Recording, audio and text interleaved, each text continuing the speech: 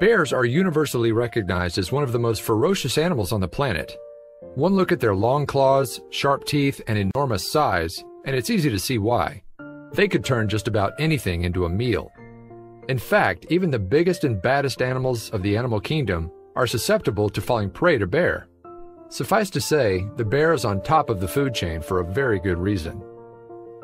So when visitors to the Budapest Zoo in Hungary watched a small crow fall in the water inside the enclosure of a female brown bear named Valley, they could only assume that the predator would turn it into an unexpected snack. The onlookers fell silent as soon as they realized the bird's fate. It frantically flapped its wings in an effort to stay above the water's surface.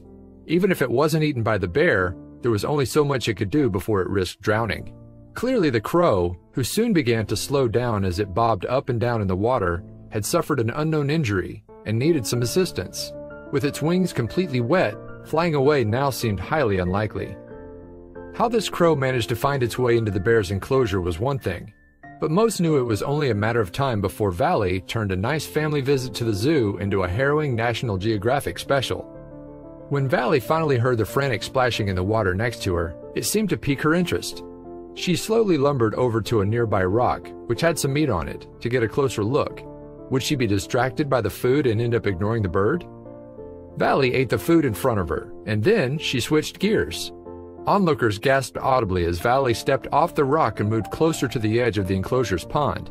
She had definitely seen the struggling crow, and she headed right toward it. At first, Valley seemed confused by the interloper in her pool. Usually when the zookeepers brought her food, it was left in far more convenient places, like the rock she was standing on earlier. This food, however, was different, and alive. The tiring crow settled into the corner of the pond, and it was well within arm's reach of the bear at that point. Valley leaned over and began pawing at the bird. All it took was for one heavy strike for her to harm it. Valley leaned deeper over the edge and swiped at the bird with her paw. Was she trying to grab it? Or did she plan to push it under and drown it? Either way, things weren't looking too good for the crow. That's when the bear finally grabbed a hold of the bird. Valley approached the side of the pond, and after first attempting to pull it up with her paw, bit onto the crow's wing and dragged it out of the water, the Budapest Zoo said later after describing the incident. At that point, it appeared as though all hope was lost. While there was a slim chance the bird could have flown from the water, it was now too tired, weak, and wet to escape. It was decidedly in Valley's clutches, and its fate was surely sealed, right? But this bird wasn't going to give up without a fight. Just as Valley pulled the little crow from the water, it made one last effort to save its life, and it pecked the hungry brown bear on the nose. Onlookers were nervous to see how Valley would retaliate. She immediately let go of the wing and retired to her apples and carrots, a Budapest Zoo spokesperson explained. Did the crow actually scare Valley away? In fact, the zoo spokesperson believed the bear never planned to make a meal of the little bird, but it was instead just investigating. The female brown bear was probably just curious, they wrote on their website. Still, would the crow survive after an ordeal like that? What the bird didn't realize was that Valley, and most bears, have a taste for fruits and vegetables, even though they love to eat meat.